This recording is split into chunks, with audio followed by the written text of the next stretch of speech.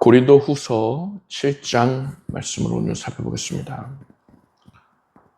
바울은 우리가 지난주에 살펴봤던 고린도후서 6장에서요.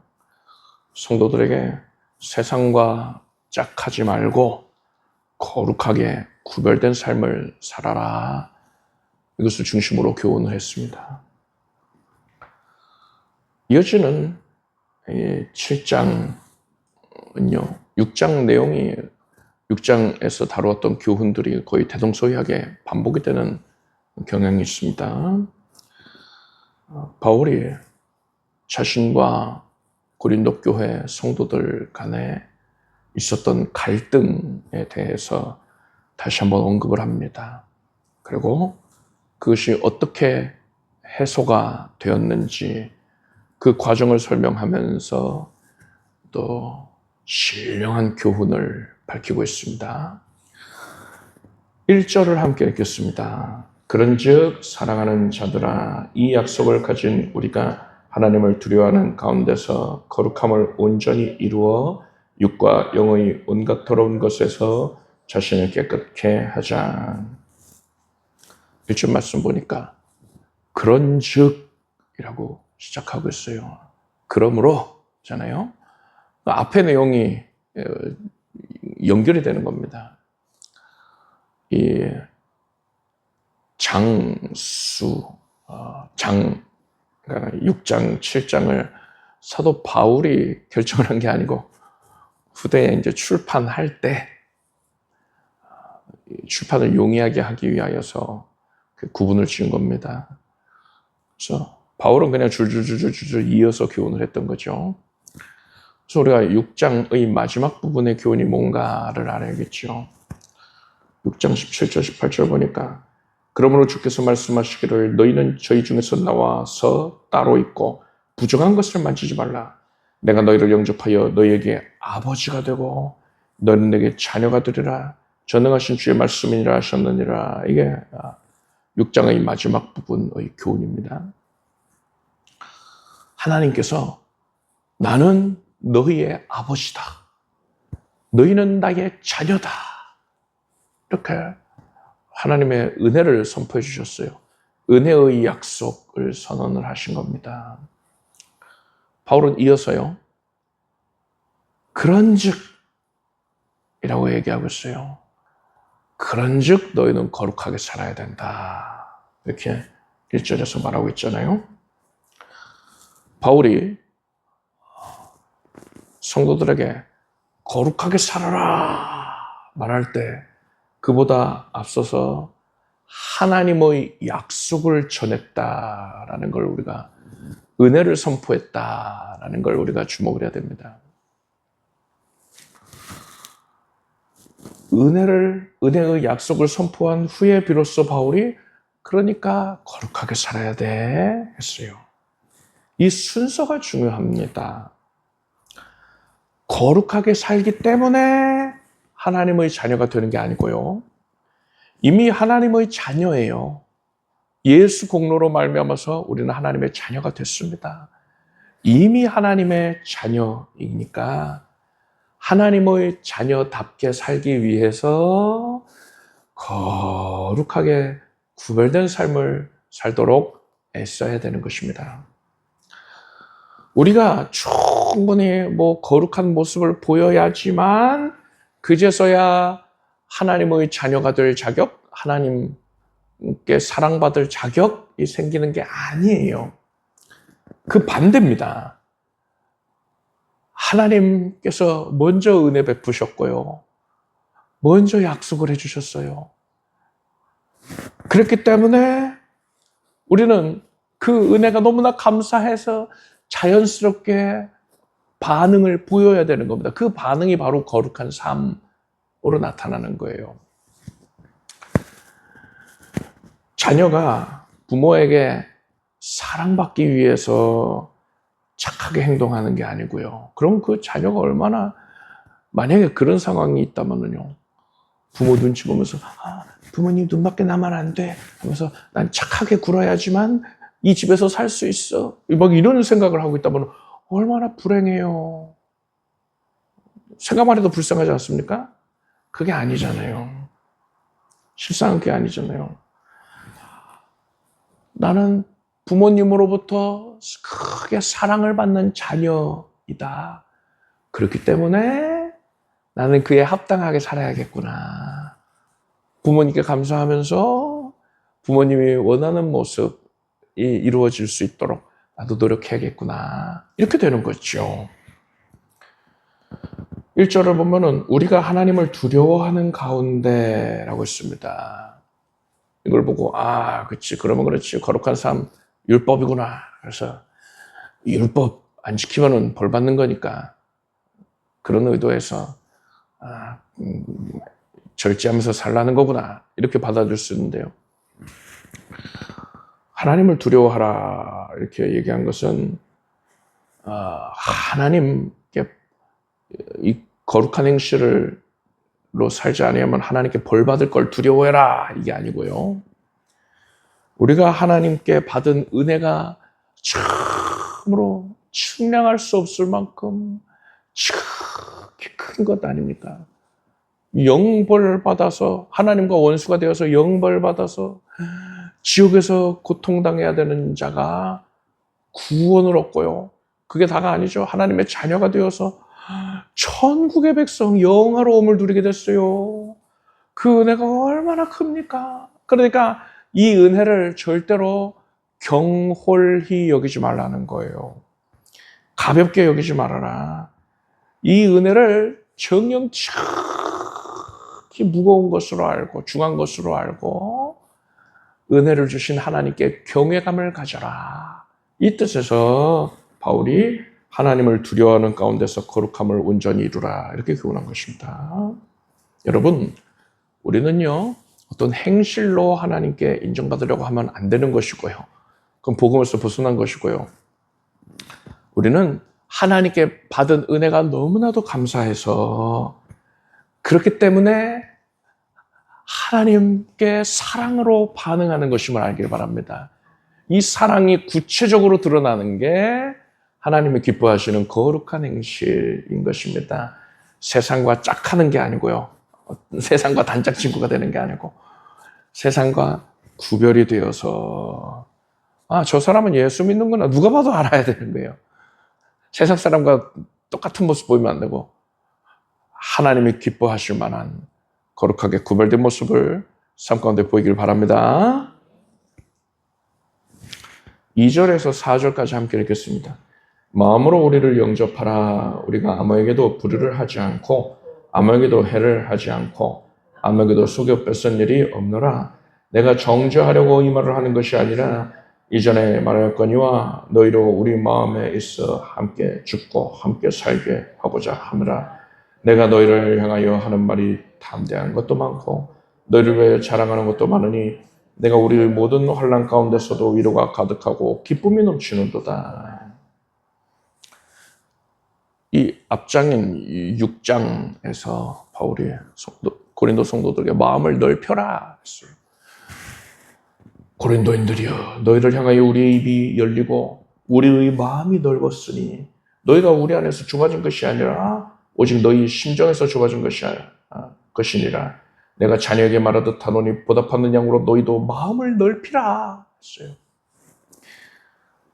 고린도 교인들아, 너희들이 나에게 죄를 지었기 때문에 또 하나님 앞에 죄를 지었기 때문에 지금 마음이 굉장히 좁아져 있는데, 나를 향하여서도 굉장히 좁아져 있는데 그러지 마라. 마음을 넓혀라. 내가 이미 너희에게 마음을 넓혔다. 나 앙심 품은 거 없고 앙금 남아있지 않고 너희를 향해서 이미 마음을 넓게 갖고 있으니 너희도 나를 향하여서 마음을 넓혀라, 이런 거예요. 그것과 이어지는 말입니다. 바울이 방금 읽은 이 2절에서 마음으로 우리를 영접해라 했어요.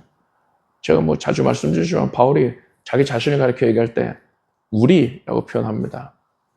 그러니까 바울의 선교팀을 의미하는 거죠. 직접적으로는. 그런데 모든 결정의 최고 결정은 이제 바울이 하지 않습니까?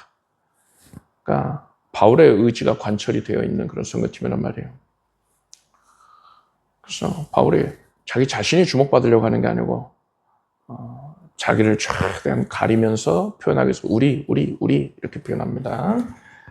바울이 그들에게, 고린도 교인들에게 우리를 영접해라. 나를 향하여 대적하는 마음, 거리끼 하는 마음 없애고 나를 향하여서 마음을 열고 받아들여라. 내가 이미 너희를 용납했다. 또 이런 표현을 한 겁니다.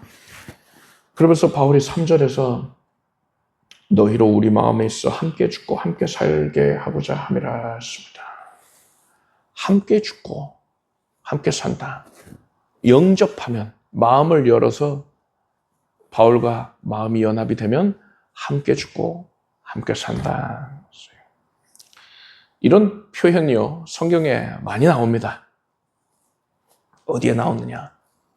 성도와 그리스도가 연합이 된 그러한 내용을 설명을 할 때에 성경에 많이 등장하는 표현이에요. 대표적으로 로마서 6장 8절 보니까 만일 우리가 그리스도와 함께 죽었으면 또한 그와 함께 살 줄을 믿노니 라고 했습니다. 예수와 함께 죽고 예수와 함께 산다는 겁니다. 갈라디아서 2장 20절 이하에서 내가 그리스도와 함께 십자가에 못 박혔나니 그런즉 이제는 내가 산 것이 아니요 오직 내 안에 그리스도께서 사신 것이라. 이제 내가 육체 가운데 사는 것은 나를 사랑하사 나를 위하여 자기 몸을 버리신 하나님의 아들을 믿는 믿음 안에서 사는 것이라 했습니다. 당시에 고린도 교인들이 바울을 크게 서운하게 했단 말입니다.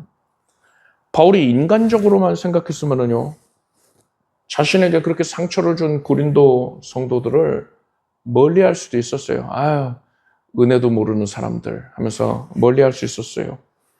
그렇지만 바울은 오히려 그런 그들에게 더 큰 사랑으로, 더 깊은 사랑으로 다가갔습니다. 어느 정도였느냐? 그들이 기뻐하면 함께 기뻐하고, 그들이 아파하면 함께 아파하고, 심지어 그들을 위해 고난까지도 기꺼이 담당하겠노라 하는 거예요. 바울의 이런 모습이 그리스도와 닮지 않았습니까? 예수께서 이 고린도 성도들이 바울을 배척했는데 그럼에도 큰 사랑 이 바울이 베푼 것처럼 예수께서 어떻게 하셨어요? 예수께서 자기 백성에게 오셨는데,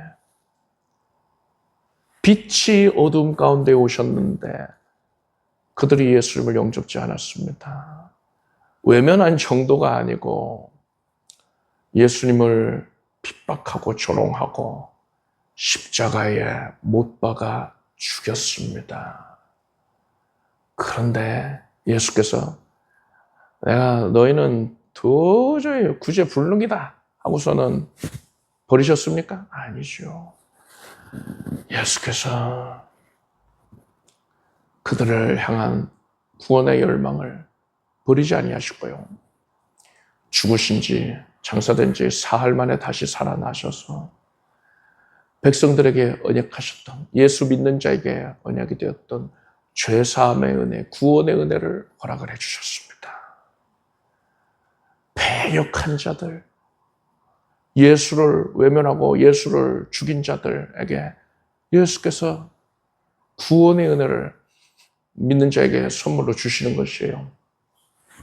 바울은 이 은혜를 받았기 때문에 자기도 자신한테 서운하게 하는 이들에게 먼저 마음을 열고서 그들에게 은혜를 선포하는 겁니다. 은혜를 전해주는 거예요.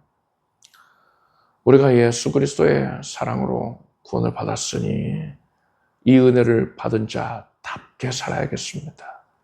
나를 서운하게 한 사람들, 그들에게 내가 마음을 닫을 때가 있죠. 저 사람 상종하면 안 돼. 할 때가 있죠. 예수님은 내가 예수님과 원수가 되었는데도 나를 사랑하셨다니까요. 그런 나에게 찾아오셔서 나를 구원해 주셨잖아요.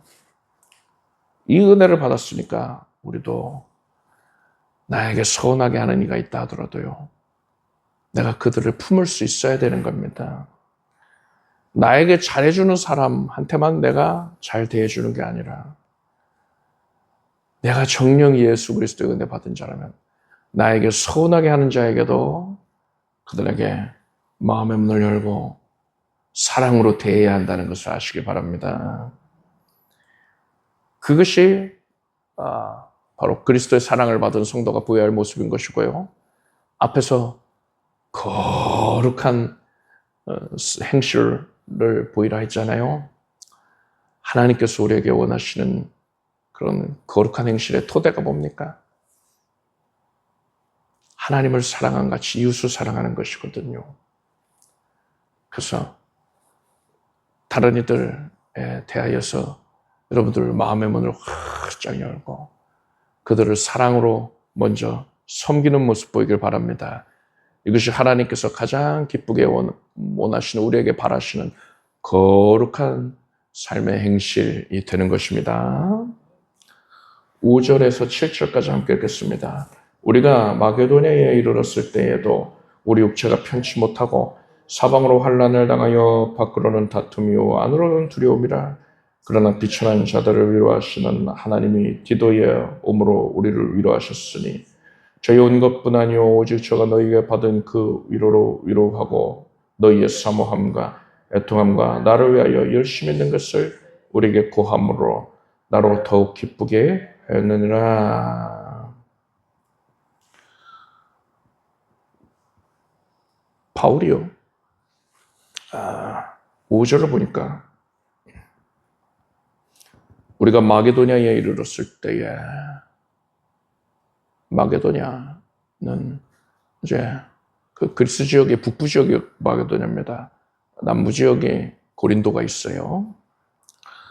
마게도냐에 이르렀을 때 우리의 육체가 편치 못하고 사방으로 혼란을 당하여 밖으로는 다툼이 안으로는 두려움이라. 내가 육신도 괴로웠고 여러 가지 어려움들로 인해서 마음이 심히 두려웠다. 근심에 사로잡혔다. 이런 거예요. 우리는 이 위대한 사도라면은 어떤 상황에서도 흔들리지 않을 것을 생각하지 않습니까? 빌립보 감옥에서 잘못도 안 했는데 붙잡혀가지고 몽둥이에 맞아서 온몸이 피투성이가 돼서 착고에 채워진 상태로 바울과 실라가 하나님을 찬양했잖아요. 얼마나 담대합니까? 그런 모습 우리가 항상 생각하잖아요. 그래서 바울 사도 정도면은 뭐 근심도 없고 염려도 없고 괴로워하지도 않고 그냥 하나님께 다 맡기고 그렇게 뭐 외부는 힘든 상황이 연출됐을지라도 그 내면은 항상 내 영혼 평안했을 것이다 이렇게 생각해요. 그런데 그렇지가 않았다는 겁니다. 바울은요 자기 자신의 심령의 상태를 솔직하게 토로했습니다. 내가 너무 두려웠다. 너무 괴로웠다. 이러는 거예요. 이런 모습을 볼 때는요, 바울 역시 우리와 다를 바 없는 똑같은 사람이다. 연약한 사람이었다. 이걸 알게 됐죠. 신앙생활 오래 한다고 해서 또 교회 중직자가 되었다고 해서 뭐 목사나 전도사 직분을 받았다고 해서 그렇다고 해서 마음에 어려움이 없는 게 아니란 말입니다. 누구나가 똑같아요. 성경을 보면은 엘리야 선지자, 그 능력 있는 선지자가 크게 낙담한 모습이 있습니다. 다윗도요, 잠을 제대로 못 이루고 눈물로 밤을 지새우기도 합니다. 그 마음이 얼마나 괴롭겠어요. 바울도 오늘 본문처럼 두려움 가운데 있었다니까요. 신앙이 성숙해지는 것은 뭐 주변 환경이 뭐 평탄해지는 그런 게 아니고요. 그건 당연히 아닌 거 알죠. 내 마음도 항상 평온한 잔잔한 물가 같은 그런 것도 아니에요. 그런 게 신앙이 성숙된 지표가 되는 게 아니고 뭐냐. 뭐 평온할 때, 형통할 때도 있고 괴로움을 겪을 때도 있고 한데 어느 때건 간에 하나님께 가까이 나아가는 그런 방향을 취하고 하나님께 나아가기 위해서 애쓰고 노력하는 모습을 보이는 것. 이게 신앙 성숙의 지표라고 할 수가 있습니다. 바울을 보세요. 바울이 지금 마음이 너무나 괴롭거든요. 뭐 이렇게 여러분 괴로우면은요. 마음에 여유가 없어요. 그래가지고 뭐 유순한 사람도 짜증을 낼 수도 있고요. 신경질적으로 막 반응할 수도 있는 그런 상황이란 말입니다. 그런데 바울이 6절을 보니까 그러나 비천한 자들을 위로하시는 하나님이 디도의 오음으로 우리를 위로하셨으니. 여기서 우리가 주목할 것은 디도가 위로했다가 아니고요. 디도의 오음으로 인해서 하나님께서 위로해 주셨다. 거예요. 하나님이 바울을 위로해 주셨다. 하나님이 바울을 위로하시는 방법은 여러 가지가 있을 수 있을 거예요. 무궁무진한 방법이 있죠. 그런데 하나님께서 이번 사안에 대해서는 디도가 오도록 하여서 위로를 해주셨다. 그러니까 바울은 지금 디도가 온 것 자체를 주목하는 게 아니고요. 뭐 마가가 올 수도 있고 디모데가 올 수도 있고 누가 올 수 있어요. 뭐 누가 오는 게 중요한 게 아니고 뭐 편지 한 장을 받을 수도 있는 것이고요. 그런 것인데 중요한 것은 하나님의 위로를 받았다는 걸 바울이 알았다는 거예요. 하나님의 위로구나. 이것을 바울이 깨닫고서는 마음이 기뻐지는 겁니다. 여러분, 사람은요, 사람이 아무리 말로 위로해준다 하더라도요, 큰 슬픔, 깊은 슬픔에 빠져있는 이들이 그게 다 위로가 되겠습니까? 나도 그런 어려움 겪은 적이 있어요. 한다고 해서 그게 다 위로가 됩니까? 내가 당신 마음 다 알아요 하고 부둥켜 안고 함께 울어준다고 해서 깨끗이 위로가 됩니까? 기쁨이 가득 차게 되나요? 아니잖아요. 근데 하나님은 하실 수 있단 말이죠. 하나님이 위로해 주시면은요, 근심의 먹구름이 고통과 절망에 막 번개치던 마음이요, 그것이 사라지고 마음에 청명한 하늘에 햇살이 비치는 거예요. 기쁨이 가득한 겁니다. 여러분, 사람의 심령이 가장 기쁠 때가 언제일까요? 예수님과 친밀하게 대할 때, 교제할 때, 그때가 가장 기쁘거든요. 왜냐? 창조된 목적에 부응하고 있으니까 영혼이 너무 기뻐요. 하나님이 나에게 오셨구나. 하나님이 손 내밀어서 나를 위로해 주셨구나. 이것을 깨달을 때에 눈물이 왈칵 쏟아지면서 기쁨과 감격의 할렐루야가 절로 나게 된단 말입니다. 여러분, 이렇게 신앙이 성숙한 자라 하더라도 근심과 염려, 고통에 얼마든지 처해질 수가 있거든요. 그럴 때에 하나님께서 위로하시는 손길이 있다는 것을 아시길 바랍니다. 이 손길을 하나님이 나를 지금 위로하시는구나, 이거를 우리가 분별할 수 있어야 돼요. 그렇지 않으면요, 어떤 상황이 처리되느냐. 엘리야가 낙담되어 있었는데 광야에서 그냥 노르나무 아래에서 들어놓다 죽을래요 그러고 있는데 천사가 와서 어루만졌거든요. 엘리야는요, 하나님이 보낸 위로의 손길인 줄 당연히 알죠. 천사니까. 그래서 그것을 받아들이지 않습니까? 그래서 기력을 회복한단 말입니다. 힘을 회복했어요.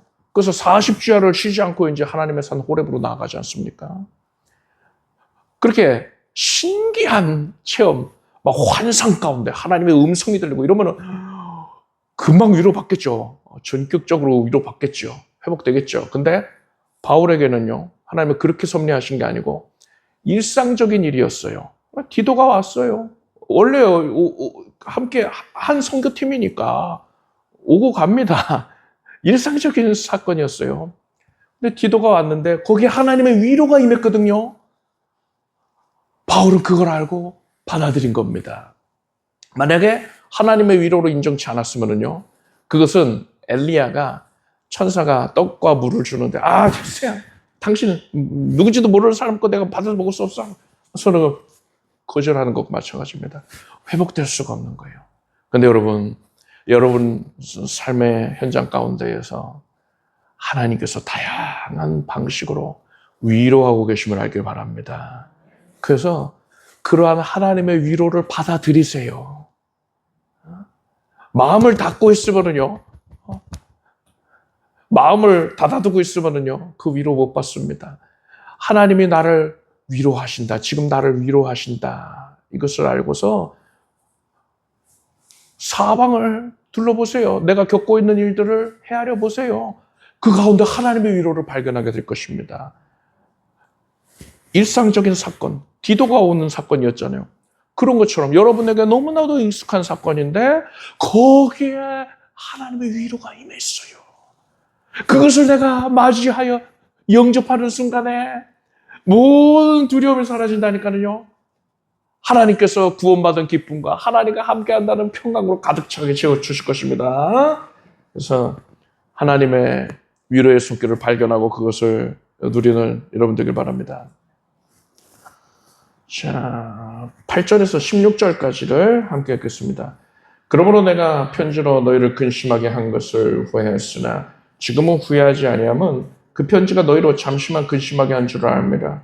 내가 지금 기뻐함은 너희로 근심하게 한 까닭이 아니요 도리어 너희가 근심함으로 회개하며 이른 까닭이라. 너희가 하나님의 뜻대로 근심하게 된 것은 우리에게서 아무 해도 받지 않게 하려 함이라.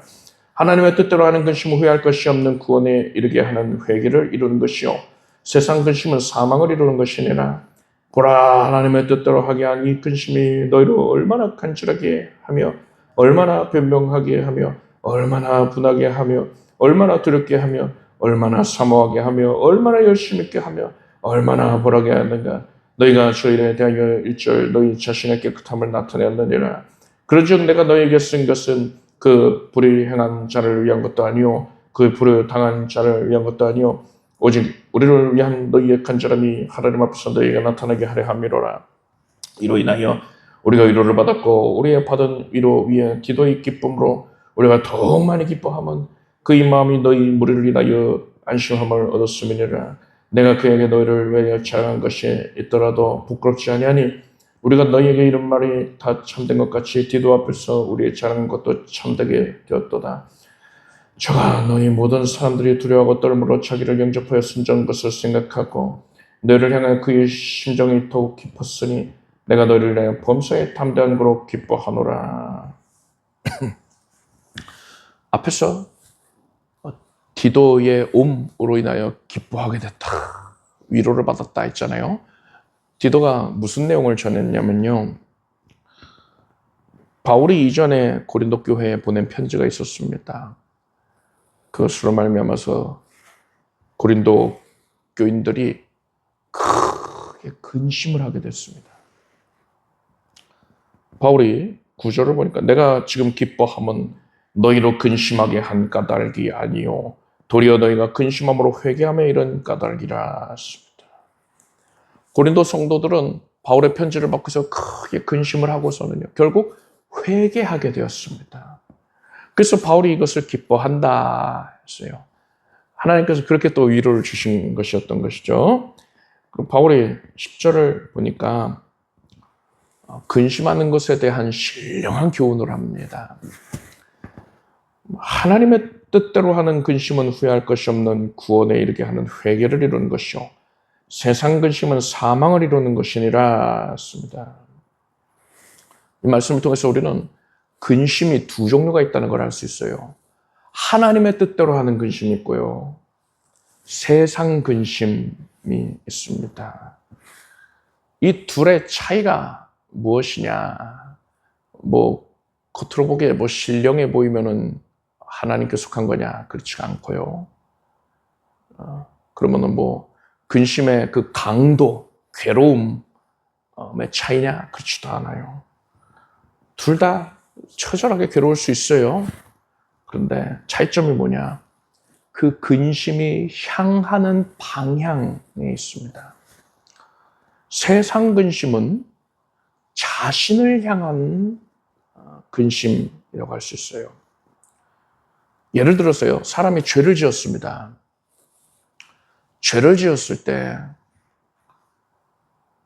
이 세상 근심은 구체적으로 왜 근심하냐? 죄가 드러나게 됐다. 이것 때문에 근심을 하게 돼요. 죄로 인해서 하나님을 아프시게 해드린 것, 이거를 근심하는 게 아니고요. 자기 체면이 깎이게 된 것, 이걸 근심하는 겁니다. 이런 근심은 마음을 무겁게 만들지만 그럼에도 불구하고 사람을 변화시키지는 못합니다. 하나님이 원하시는 모습을 변화시키지 못해요. 가룟 유다를 보십시오. 그가 예수님을 팔아 넘겼지요. 대제사장 무리에게. 그리고선 그가 후회를 합니다. 근심을 했어요. 그런데 그것이 그를 변화시켰습니까? 그가 보인 근심과 후회, 그것이 세상 근심이었어요. 하나님을 위한 것이 아니었단 말입니다. 그래서 그것이 결국 그를 멸망으로 이끌었죠. 반면에 하나님의 뜻대로 하는 근심은 하나님을 향하고 있습니다. 그 방향성이요. 죄를 지었을 때요, 이 죄로 인하여서 하나님과의 관계를 상하게 했다. 이것으로 인해서 아파하는 거예요. 내 체면이, 죄가 드러나가지고 체면이 상했다. 이런 게 중요한 게 아니고, 하나님과의 관계가 손상을 입었어. 하나님이 얼마나 속상하셨을까?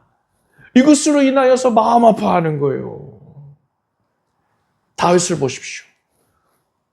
밧세바와 간음을 합니다. 충직한 부하장수 우리아를 죽였어요. 그러고서 나단 선지자에게 책망을 받습니다.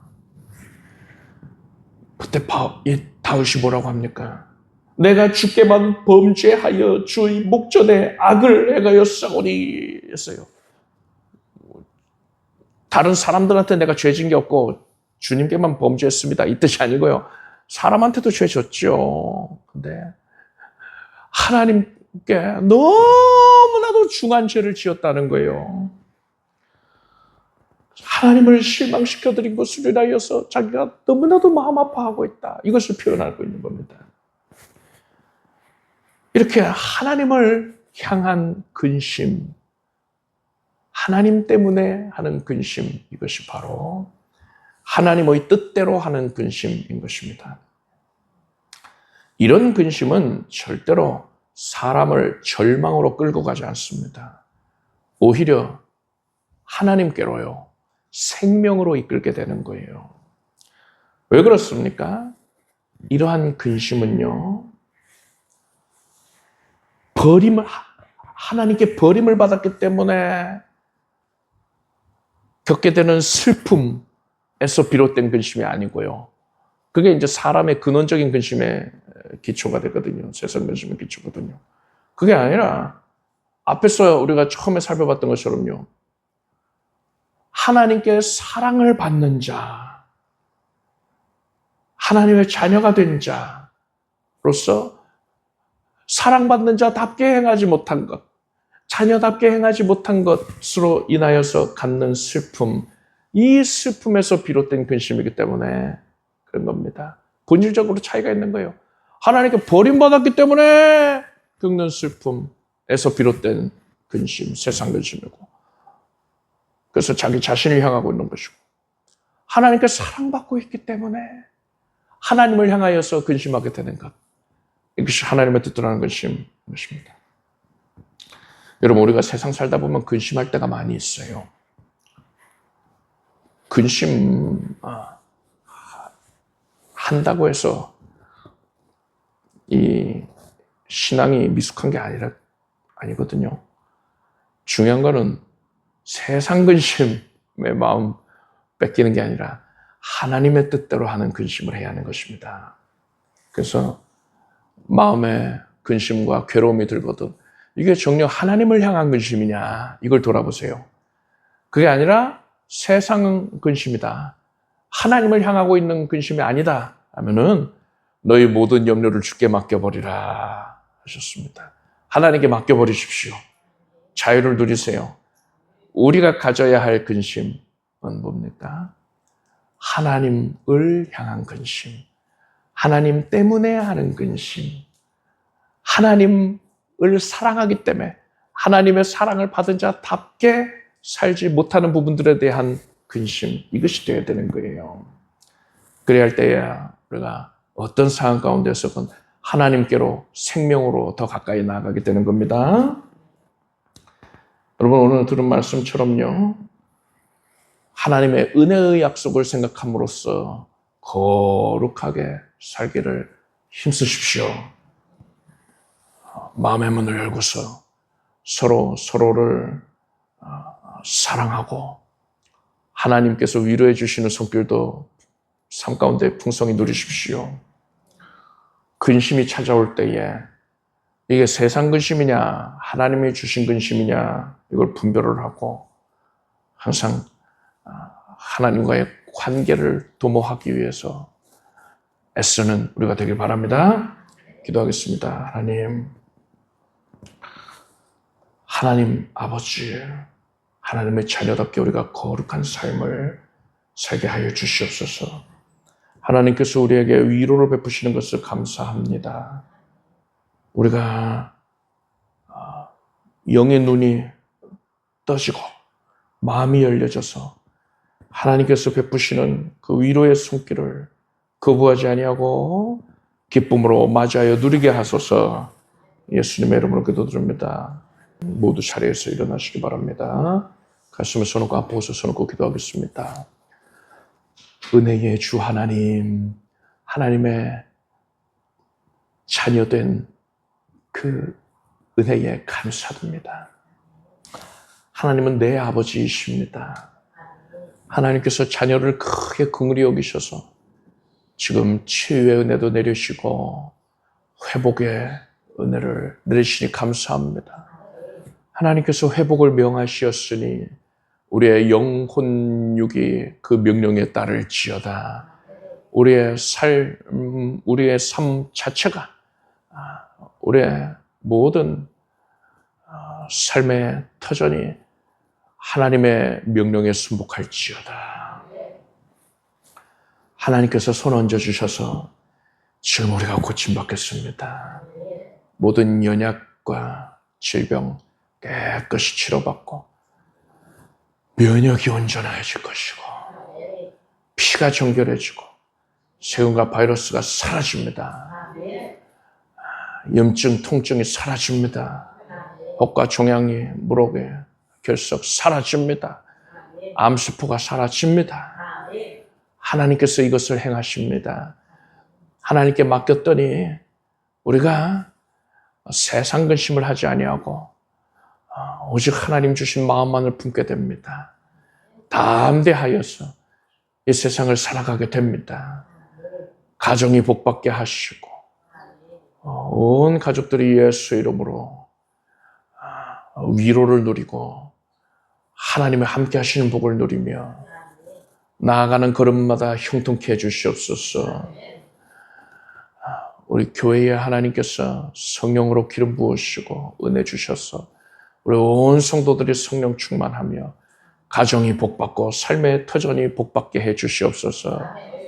합격의 문이 열릴지어다. 기름 부으심으로 창대케 될지어다. 복음 전파의 일익을 감당하게 될지어다. 예수님의 이름으로 기도드립니다. 믿은 대로 될지어다. 박수 좀 올리겠습니다. 자리에 앉으십시오. 준비하신 예물을 정성된 마음으로 하나님께 드리겠습니다.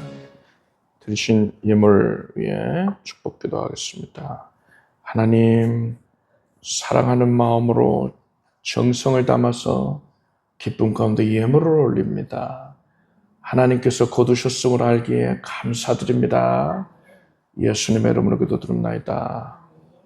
우리 주 예수 그리스도의 무한하신 은혜와 하나님 아버지의 사랑과 성령님의 교통하심이 수요예배 함께하는 사랑하는 성도들 위해 영원토록 함께 없시기를 축원합니다.